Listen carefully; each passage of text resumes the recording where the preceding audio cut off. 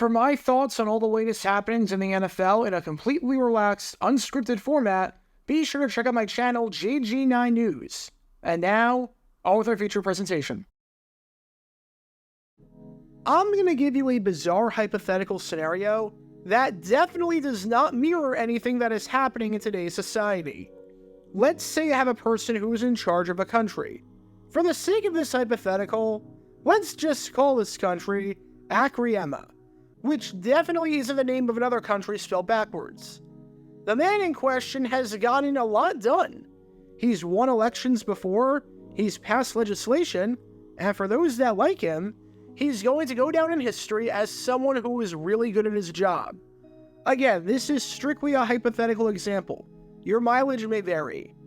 However, by this point in his career, the man in charge of Akriema is, how do I say it, really freaking old. As in, no one has ever been this old and has done what he's trying to do. Father Time is undefeated, and Father Time has come to deliver this man a knockout punch. He's struggling to remember things. His speech is slower. His reaction time is worse. He's struggling to form sentences. He doesn't look that good. And he just doesn't look like he's all there, even when compared to a few years ago. The drop-off has been sharp. And people close to him that are concerned for him are begging this man to drop out and hang it up. Pass the torch on to someone else. We cannot win if you are still there. You don't have it anymore. You are not good at the things you used to be good at, and there's no shame in that because that's what happens when we get older. But you have nothing left in the tank, and we can all see it, and it's time to let go. And people are publicly saying the same thing. They are publicly saying, you don't have it. And the leader of this hypothetical country of Akriema, despite everyone advising him to hang it up, says, no, I'm staying in this. You'll have to get rid of me because I'm not leaving anytime soon. I still believe that I can do this, and I still believe that I'm just as good as ever.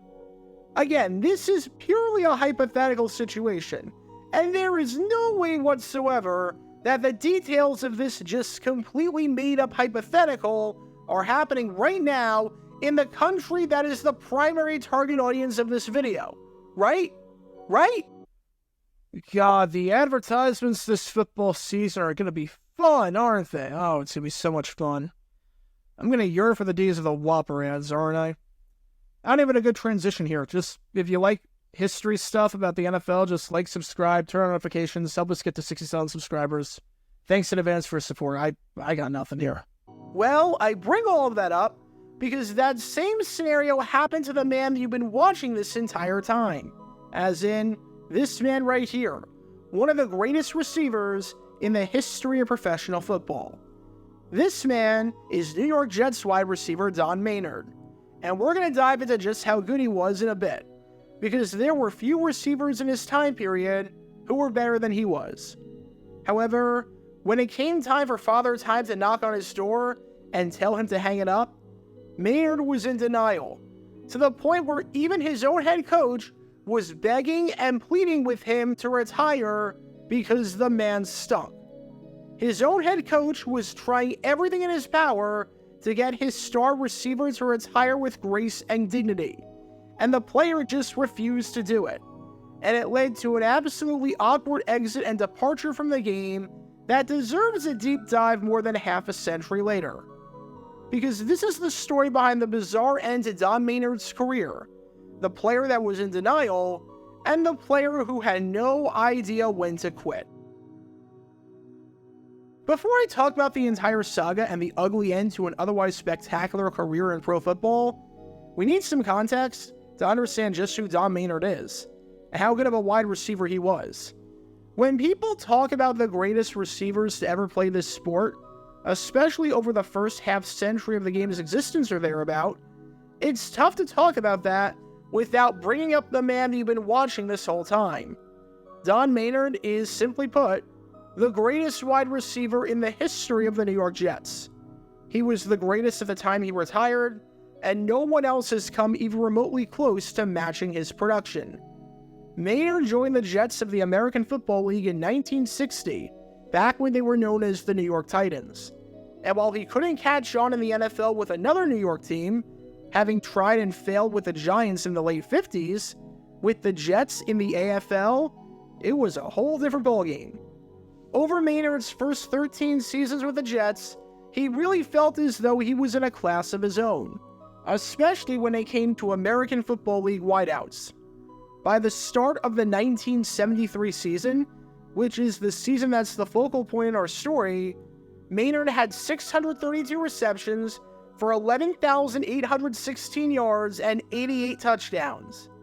For some perspective on how good that is, entering 1973, Maynard held the record for most catches by a wide receiver ever, one catch better than Baltimore Colts wideout Raymond Berry. Maynard was one of just 2 receivers to have over 600 receptions and was one of just 6 receivers to have over 500 receptions, so he was in exclusive company. From a receiving yardage standpoint, Maynard was the best receiver of all time. Only one other receiver, with that being Lance Allworth, even so much as had over 10,000 career receiving yards, and Maynard was over 1,600 yards better than him. And from a receiving touchdown standpoint, Maynard ranks second, only behind the incomparable Don Hudson of the Green Bay Packers. You could make the legitimate argument by this point in the history of the sport that Don Maynard was the greatest receiver of all time, and at a bare minimum, he was on the Mount Rushmore of greatest receivers ever. He led the AFL in receiving yards in 1967. He led the AFL in receiving touchdowns in 1965. He had 5 seasons where he went for over 1,000 yards, which made him one of just 3 receivers in history at the time to do that, alongside Lance Allworth and Art Powell. And he played a key part for the Jets throughout the 1968 season in helping them win the Super Bowl, becoming the first team in American Football League history to win the big game. As a side note, to learn more about that Super Bowl, click the card in the upper right corner. There's a reason that Maynard made it onto the AFL All-1960s first team, and it's not hard to see why. By this point in Maynard's career, he was a shoo-in for the Hall of Fame. He had accomplished just about everything he needed to, leading the league in 2 of the big 3 categories. He had a ring under his belt, and he was going to go down as one of the greatest in the history of the sport and an absolute Jets legend.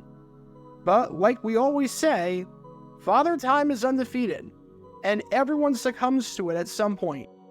At some point, the universe gives you a sign that you don't have it anymore and that you have fallen off of a cliff, and it's up to you regarding how you want to proceed. Maynard wasn't anything spectacular in the early 1970s, being closer to 40 than he was to 30, although some of that had to do with erratic quarterback play, but he was serviceable. In 1972, at the age of 37, he had 510 receiving yards. It was nowhere close to what he was doing in the 1960s, but it was not too shabby. But in 1973, oh man, it was rough. Things already didn't start off great for Maynard when he reported late to training camp, but that would be a complete non-story if he looked good in camp once he showed up. He did not. The Jets had some good young receivers that they liked, including 23-year-old Jerome Barkham, who would make the Pro Bowl that season, and who you can learn more about by clicking the card in the upper right corner.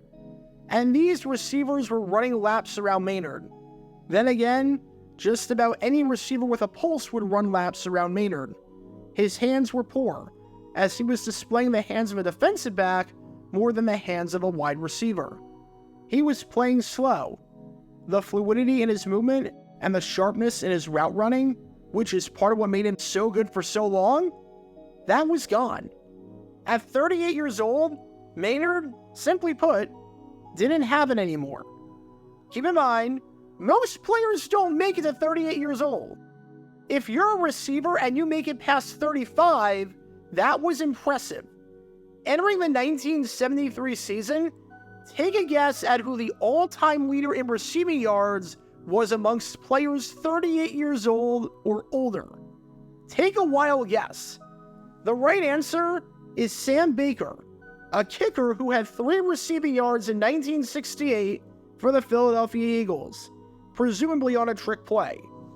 No one expected anyone to be good at that position at the age of 38 back then. And Maynard, even though he was trying his best to beat Father Time, was no exception to the rule.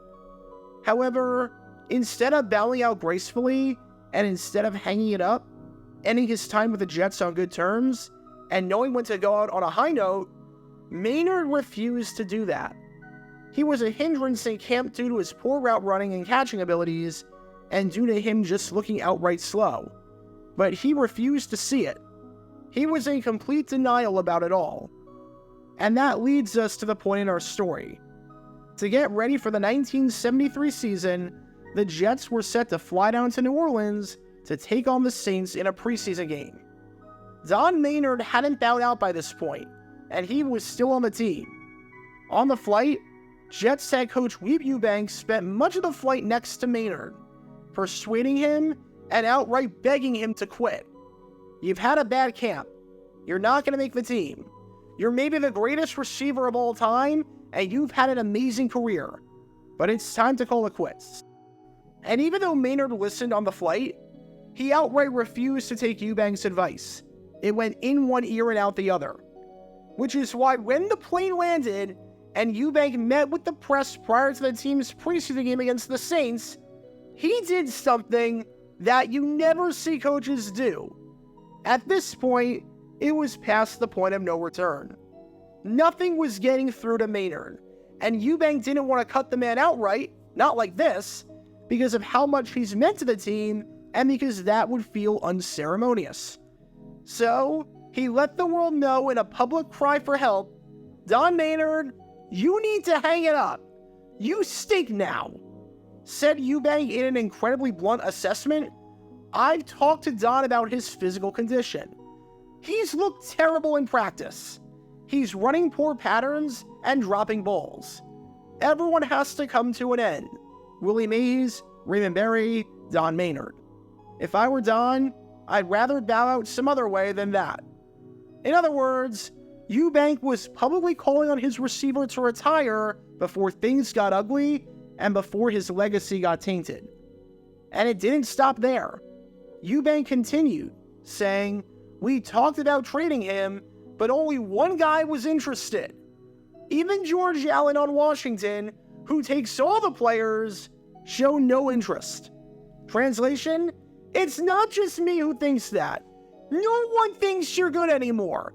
Everyone thinks you should hang it up. And it didn't even stop there, with Eubank outright saying that there were so many receivers ahead of Maynard that he would have no chance at making the roster, not with the way he's played. Eubank said that he wasn't mad at Maynard whatsoever, but that it was in not just the best interest of the team, but in his best interest to call it quits. So let's get this straight. You've got the entire league saying that you can't play anymore. It's apparent to everyone with functioning eyes, based on your performance, that you can't play anymore. History says that you can't play anymore. This should be a sign that you should hang it up, right? Bow out now, call it a career, and retire on your own terms. But Maynard somehow did not take those comments to heart and did not heed that advice whatsoever.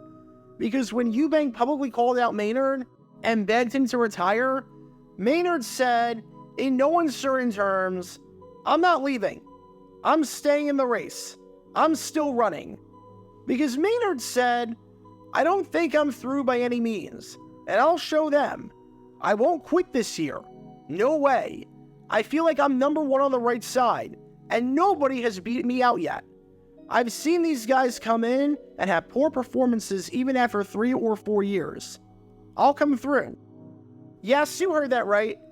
Maynard's strategy to Eubank saying that he was too old and wouldn't make the team was to say, "Yes, I will. This is some sort of reverse psychology tactic, and I'm not falling for it. I'm the best receiver you've got. I'm the only chance you guys have at winning. The other guys on the team stink. Even though you said that other guys have beat me out, no one has in my mind. I'm not listening to your polls, so I'm not leaving." He then added, "I'm in the kind of physical shape I was in 5 years ago, and I'm thrilled about the way I feel. I haven't forgotten how to run patterns, and I've only dropped a couple balls in practice. I've seen the other guys drop more than that. Hell, the relationship quarterback Joe Namath and I have, the way we react to each other, is what wins games. A rookie can't do that kind of thing with Joe. He put his teammates on blast. He literally was out there saying, if you cut me, good luck, because every other receiver stinks and is worse than me. Every other receiver will give you guys a worse chance at winning. Look, there's denial about not having it anymore, which is a completely natural feeling to have. And there's this, where you're not only in denial and think you're playing well when everyone else is saying you're not, and when all the data is saying you're not, but where you're bashing everyone else, even though they are at this point, objectively better than you are. Believe me, the Don Maynard story is a common theme in life. There are some singers that think they can still hit the high notes, but their voice changes, and they have to adjust the key, and that's okay. There are some people who have to get glasses because their eyesight changes, and that's okay. There's nothing wrong with that and with aging. It's a part of life. But you've got to know when to drop out. If everyone is telling you the same thing, then they're probably right. There's probably a reason for it. It's like when your family and your friends call an intervention to tell you that your significant other stinks and you should break up with them, or to tell you that you have a drinking problem. If everyone but you thinks that, they're all probably right. Eubank was giving you a chance to bow out gracefully, saying, look, we love everything you've done for us, but you're not the same guy you were. We all see it, and the rest of the league thinks the same exact way. I'm trying to help you out here, and Maynard was refusing to do it. There's no other way to say it. Don Maynard was in denial, which is why it's going to come as no surprise whatsoever when I say that Don Maynard did not make it onto the final roster of the 1973 New York Jets. His time with this team right here behind me came to an unceremonious end. Although Weeb Ewbank was able to swing a trade together, trading him to apparently the one team that was interested in him, the St. Louis Cardinals. Maynard caught one catch in St. Louis. He did absolutely nothing. He was released a month later, and even though he would sign with the Los Angeles Rams for the remainder of the 1973 season, he would never suit up or play a single game for them. So, very, very disappointing end to his career. Maynard 0, everyone with a working set of eyeballs 1. And as for all the guys that Maynard said he was better than at this point, even though he was behind everyone on the depth chart, yeah, those guys all had better stats than Maynard did in 1973, so much for that. So what's the moral of the story here? Everyone has to bow out at some point. Everyone is past their prime at some point. And everyone has to stop doing what they love at some point in their life. And Don Maynard was a prime example of a guy who outright refused to listen to everyone else around him. And it ended up tainting his legacy in some ways as a result. Maynard was still a great receiver. He was still a Hall of Famer. And he was still the greatest player to ever suit up for the New York Jets franchise. Even all these years later. No one could deny what he was able to do in his prime. But last impressions mean a ton, and they carry weight for a lot of people. And Maynard's last impression was, shall we say, not a good one. If you're too old, don't possess the skills you used to, and everyone else is telling you for the betterment of the team and for your own sake to stop and to drop out, then you should probably listen to that advice. Because in 1973, Don Maynard was no longer the king of catching the football. He was the king of denial. Get your official Jaguar Gator 9 merchandise by going to jj9shop.com, and be sure to like and subscribe, as it really helps the channel out a lot. Join me every Wednesday night where we'll play NFL Trivia for cash prizes at 9 p.m. Eastern over on Twitch. To learn more about the history of college football, subscribe to Jaguar Gator 8. To learn more about the history of Major League Baseball, subscribe to Jaguar Gator 7. Also, special thanks to all of our Patreon supporters for helping out the channel. Your support is greatly appreciated. See how you can become a patron and request future video topics in the description below.